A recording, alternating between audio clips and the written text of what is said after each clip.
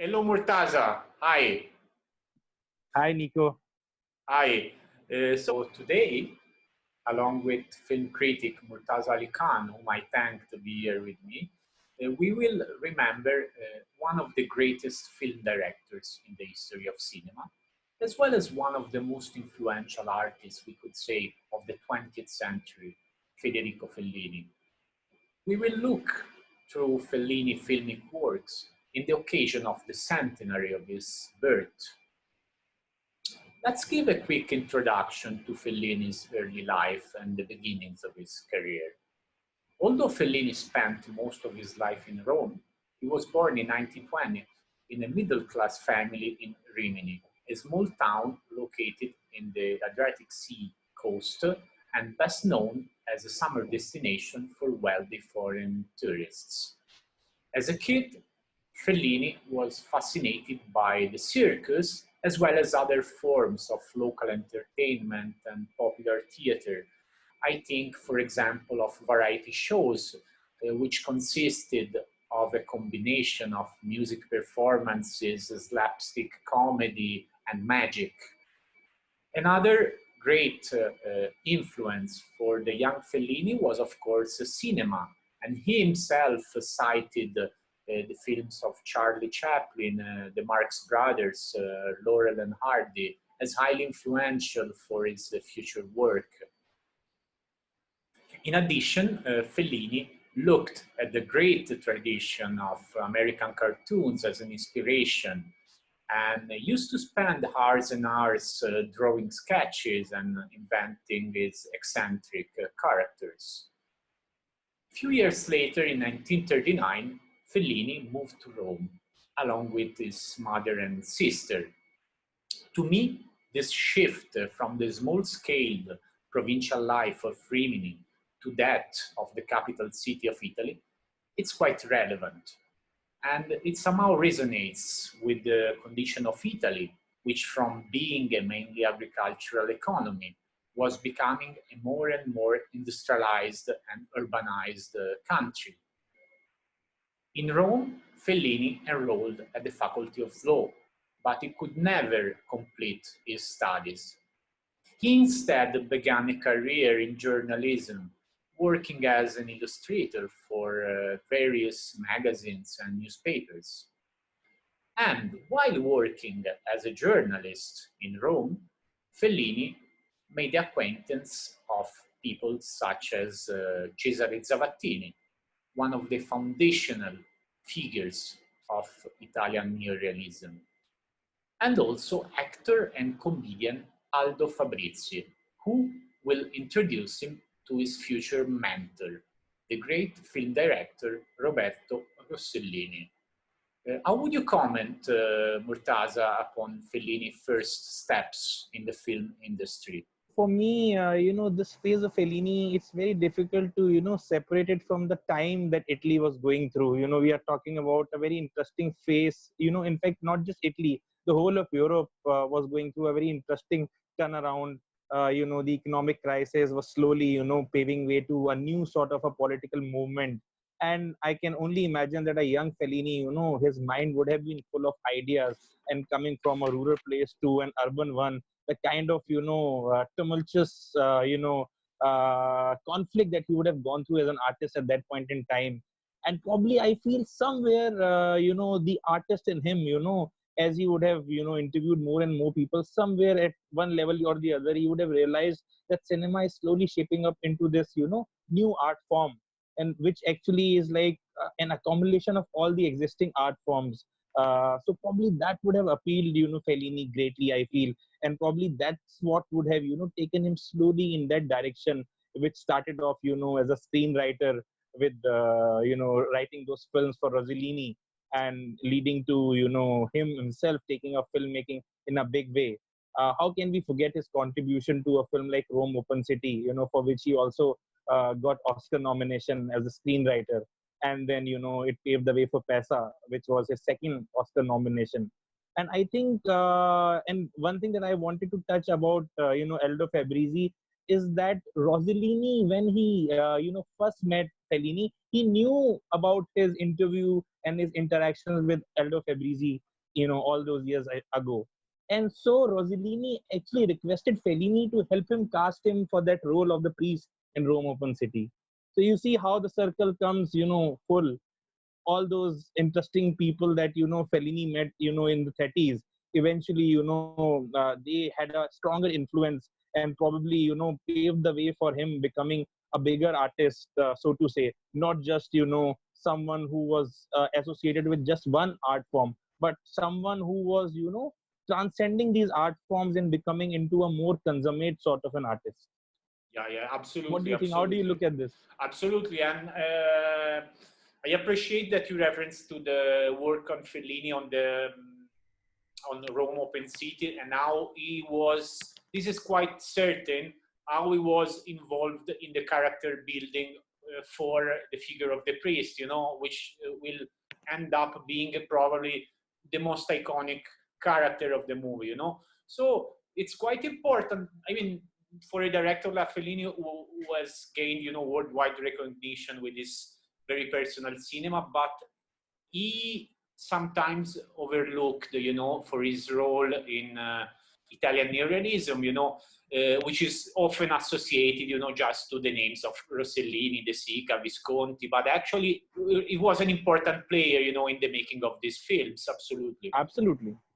It's quite interesting the way in which he shifts from being a screenwriter to being a director. I mean, this transitional phase is also a very overlooked phase of his career, right? So everyone has seen Variety Lights, but that keen interest that Fellini manifested about media culture, we mentioned he was working as a journalist in a newspaper. He was, of course, an illustrator. Before becoming a film director, he worked on radio shows.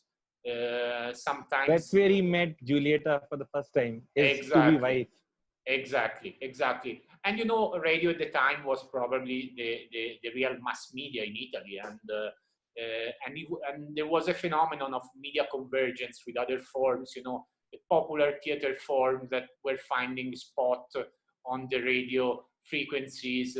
So it's quite interesting how Fellini deal with other entertainment forms in his first two films, for example, if we consider also Variety Lights and The White Shake, of course, So how he deals with this form of theater that in Italian is called varietà, or even avant spettacolo, as well as soap opera, photo strips. There is like a keen interest that Fellini had in entertainment and stardom. Nico, somewhere do you feel that this early phase of Fellini's career, somewhere this laid the foundation for what was to follow? Because this is something that, has always fascinated me. The sudden shift from neorealism to, the Fellini-esque. Do you somewhere feel that these early days of Fellini, wherein he was, experimenting with these new forms, theater, and he was also, very closely involved with, radio. Do you feel that somewhere these things had a strong impression on his evolution gradually as a filmmaker through the 60s and, through the 70s and so on? I can only answer as a cinephile, since I've not really researched upon this topic, but just something that come to my mind, is how, for example, a person like Orson Welles, also started up his career, with radio and theater. And then, it became something else. It became, probably the first author, of world cinema. Yes, with Citizen Kane, yes. So, I don't know. But I see like a constant, consistent interest in media history, making Fellini almost a sort of media archaeologist, of his times. And that's something that is quite overlooked, because Fellini normally, you know, the Fellinesque is mostly associated, you know, to the circus, which is, by the way, another form of entertainment. But, you know, Fellini is always associated with this dreamlike imagery, yes, clowns. So putting him as a media archaeologist, like somebody that has always been attracted by forms of expressions over several medias, I think that that could be another way to read his work. Indeed. And let's talk about his transition from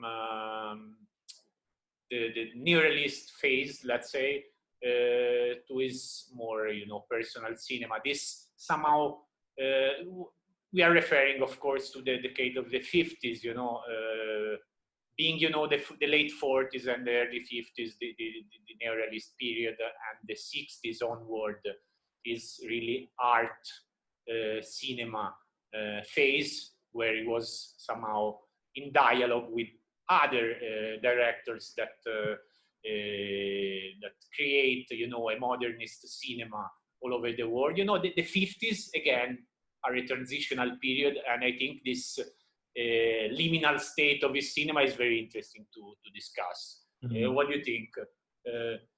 Absolutely. I think 70s was a very important phase, you know, for the world cinema. If I talk of Italian cinema, there were names like Fellini, you know, emerging. There was Antonioni. If I talk about, you know, Japan, there was Kurosawa, you know, coming off the ranks. And if I talk of Ingmar Bergman, there was Kurosawa.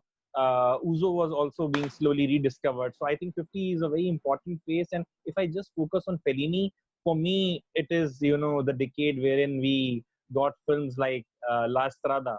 And La Strada, you know, is such a big film for not just Fellini. For me, you know, it has been a film which has allowed me to understand Fellini better. You know, as a teenager, the first film that I, you know, got my hands on was Eight and a Half.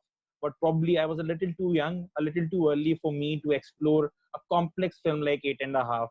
And that's when I decided to go back a little further. And that's when I finally decided that let's start with La Strada. And La Strada, you know, allowed me to access Fellini in a very, very different and a very, very simplistic way. For me, the film is nothing but, you know, an interesting retelling of the classic tale of Beauty and the Beast. Somewhere I feel this idea of Zampano being the brute, you know, and this beautiful girl played by Giulietta Messina, this sense of innocence that is associated with that characters of her.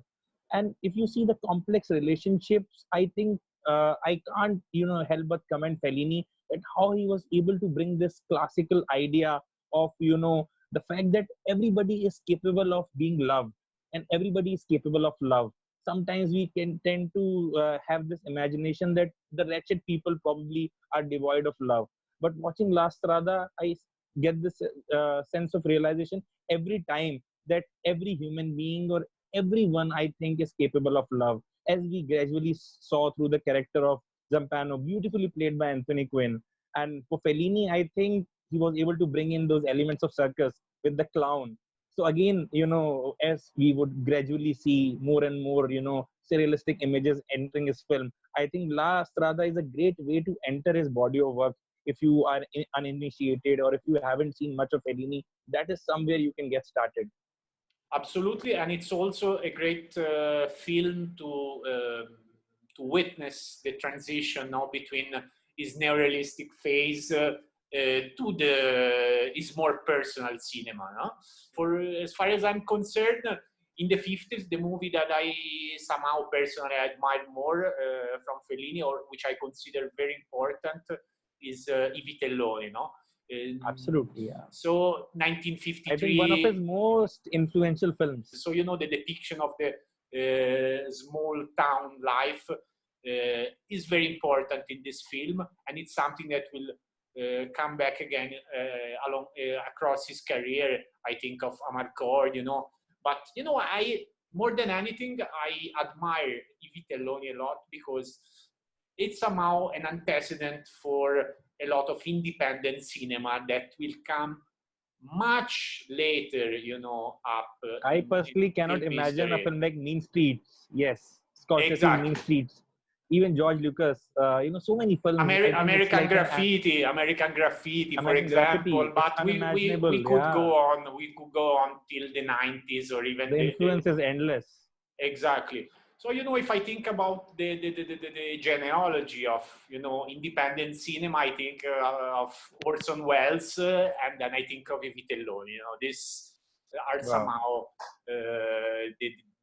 the authors and the film that, somehow have given that notion of authorship, independent authorship, that will be so important from the new Hollywood times onwards. Indeed. Now, I think, 1960, 1960 is extremely The decade, yes, the decade that changed important it all, year. yeah. In what you think Fellini has become a different artist in the 60s? First and foremost, I see a very personal Fellini emerging out, from the constraints of neorealism. Now we see an artist who is free to exercise himself, to express his creative potential out there to the world. And these images are very, very personal. During the 50s, Fellini went through a very difficult phase of depression. And during that therapy that he was taking to counter depression, he ended up making friends with a psychoanalyst who introduced him to Carl Jung. And through his association and introduction to works of Carl Jung, Fellini discovered this new side, this new horizon, which really opened up this oniric side of Fellini's work with these dreams, these surrealistic images, which can be called grotesque, it can be called bizarre. This amazing amalgamation of the sacred and the profane, the earthy and the sophisticated, which came to be known as Fellini-esque with time. So this is, I think, very inherent in how Fellini, went about making films in the 60s, starting with La Dolce Vita, slowly and gradually moving on towards his more personal works like Eight and a Half. If I just speak of La Dolce Vita, for me, that opening scene means so much. I told you the idea of the sacred and the profane. It's so much, ingrained in that opening scene, wherein you see this statue of Jesus Christ being flown by a helicopter over the Vatican, and you have these girls in bikini, looking at this from far distance, waving at each other, and trying to establish a communication which otherwise may seem a little difficult in real life. But when he is able to do that, that scene is so powerful when Marcello in that helicopter, comes back and he starts having this conversation with these bunch of girls on the rooftop. And at the same time, we are talking about the statue of Christ, and these two ideas, how he was able to bring it together so seamlessly, bringing those two different ideas, and eventually a film which was much more than this opening scene. So that very scene itself tells us that we are in a very different territory. We can expect something very different. This is no longer the Fellini which we saw in La Strada or I Vitelloni or Nights of Cabiria. This is something different, and I think the whole world was taken by surprise from that very moment of that statue being flown over the Vatican.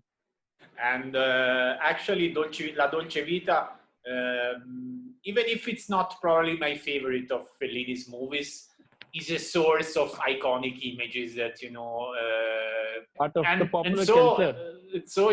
Since we are discussing this, we cannot mention the film that was released a year after La Dolce Vita, which is 8.5, 8.5, which is considered, the greatest movie about filmmaking. For example, a scene that personally resonates, with with my idea of Fellini is the dream in which he is dealing with all the women of his life, past, present, and future. I don't know who else could have imagined like a scene like that. I, for one, can't imagine David Lynch, making films without the influence of Eight and a Half. So much of, films that we see, now more and more with this visual artistry coming out, wherein images take the forefront and dialogue take the back seat. I feel all these films somewhere at one level or the other, owe something or the other to Eight and a Half and to other films of Fellini which followed, like Juliet of the Spirits and Cetricon. I think Fellini is now with Eight and a Half taking a very different tangent, to what he was doing in the 50s, and even with La Dolce Vita, those new realistic, threads were still there. But I think with Eight and a Half, he's slowly drifting in a very different direction. Absolutely, and it's probably the best film to refer to is dreamlike oniric, quality, the dreamlike quality of this cinema, no? Being, somehow a chain of dreams that are also films on their own, and the opening scene, so to say, it's like a film in itself, as you rightly said, of him, trying to escape this car, and he, exits this car from the rooftop, and he, flies in the air, and he's being, connected to a rope. And this is so bizarre in a way, and so fascinating, and how he's able to, take us through. The film is obviously, as you said, it's like a sequence of many dreams, probably dream within a dream associated to another dream, and we don't even know, where we start and where we end. And I think that's the beauty of the film. And then, we come to a movie that to me mark the end of this golden age of Fellini, which is Amarcord. But I find it very useful to introduce another aspect of Fellini's mode of filmmaking, which is related to his way of directing actors. And as a collage, of different characters, Amarcord reveals, in a sense, it reveals Fellini origins as comic artist. So with this very, detailed characterization of, the individuals that people his films. And strangely enough, Fellini's characters are compelling from the beginning, You can have them on screen for 5 minutes, but you already know a lot about them. Something that even without any backstories. Exactly. I think a lot of the younger filmmakers can learn from it. Something that we can set against, the work of a lot of other filmmakers who work in a more, who develop the character in a more naturalistic way, That's so true. And I think he would enact, every time, he would tell his actors that this is how it is supposed to be done. And often he would shout on his sets. And probably that is also one of the reasons why he would ask his actors just to focus on the facial emotions. For him, the facial emotions meant everything, because he knew that he can get the audio right, the dialogues right in the post. He can dub them. But these emotions, and I think these emotions and what these faces speak and tell you is the reason why these characters don't feel alienated. Right from the very first moment, you are able to relate to these characters. And I think only Fellini and a very few, very, very selective few filmmakers can, claim to have done this, wherein a character comes to you and you have an immediate connect with that character right away. Absolutely. And then, of course, there are two aspects that I think we didn't discuss yet. One is, the incredible craftsmanship that was behind the construction of the film set. On the one hand, Fellini was hiring a non-professional actor, somehow learning from the lesson of neorealist, from his neorealist cohorts. On the other hand, he was using the studios. He would not. Of course, he was not resorting to location shooting as much as, a Rossellini or an Antonioni would have done, So that's a distinctive trait of his cinema, no? And another one is the music, of course, because we cannot think of Fellini cinema without Nino Rota's scores, Absolutely. So after Amarcord, a new phase slowly fading for Fellini, and we have also to frame it in media history, this last phase. It was the time when many thinkers were claiming that cinema was dead, because of the advent of television, and this dialectics between cinema and television find in Fellini's film a very interesting, declination. What do you think? I also feel, Fellini at first, was a bit resentful about television, in his interviews, particularly with the interview with Madhu Jain that I was talking about in 1983. He was, a little bit critical of television, and he felt that television, is home to excesses, wherein as an artist he wanted to try new things, but somewhere he felt that television hindered that. But with his film, Ginger and Bread, I think he played a very important role in establishing a direct dialogue with television. I always look at this film as this interplay between television and cinema, because ultimately the film is about these two dancers, who haven't been in practice for the last 30 years, and they come back for one more performance for the television reality show. So in a way, Fellini is now having a direct dialogue with television. Something, that he always felt, was missing is now something that he is exploring. So again, as part of media studies, as part of someone who was taking keen interest in what was happening around him, not just as an artist, but also, as someone who shares a very intimate role with media and how it was slowly making way to new and new forms. I think 80s was a very important phase for television, and cinema was always, having this, back and forth love-hate relationship. This last phase also, being, situated in a moment where new medias were emerging and, communication was speeding up. And of course, as you mentioned, Fellini was critical, as many other directors, of the role of television and the fact that films were interrupted by commercials 2-3 times at least, but somehow Fellini, was fascinated by Instead this of resenting, change in he the actually media embraced. landscape. He embraced it in a big way. I think that's what elevates his stature as an artist. That he was still able to adapt to the times, and he was able to speak to the world at large that this is what I think of this, and this is what gonna be like for me going forth. Because a lot of these artists, and that's why probably why he was still relevant for those 5 decades. A lot of the artists, they go through phases, and then they tend to become irrelevant once the decades pass by. But Fellini was relevant, even towards the later part of his career, even the fag end of his career, he was still quite relevant. And from what I heard, that he was working on Scorsese on a film, and that was to be produced by an American studio before that tragic thing happened. Obviously, this was after he had won the honorary Oscar in 1993, and he was planning to work on this new venture with Scorsese, and it is something that could never be materialized. By the way, do you see any connection between Fellini's work and India and the Indian imaginary?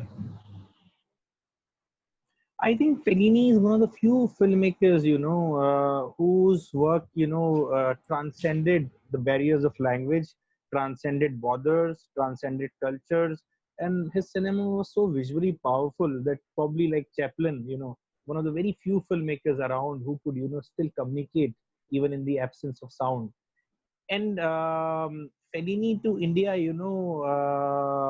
there has been a lot of retrospectives of Italian filmmakers. and one of Fellini's most popular films in India, from what I've seen talking to critics and film enthusiasts, is obviously La Strada, and the other being Eight and a Half. But I also feel that a lot of other Fellini films like Roma, Amarcord, Cetricon, we need to have a lot more retrospectives of Fellini in India. I'm sure the audiences would love it. Visconti, has always been a very, very popular filmmaker here. But somewhere I feel that Fellini's cinema is so big, the body of work is so huge that the Indian audiences have still not, fully explored themselves, exposed themselves to the work of Fellini. If you look at his early neorealistic work, I see, a great influence on Indian filmmakers like, Satyajit Ray, with what Fellini was doing with Rossellini. Satyajit Ray was directly inspired by neorealism, and, he came back to India from Europe and he made Patha Panchali. And there were films like, Do Bigha Zameen by Bimal Roy.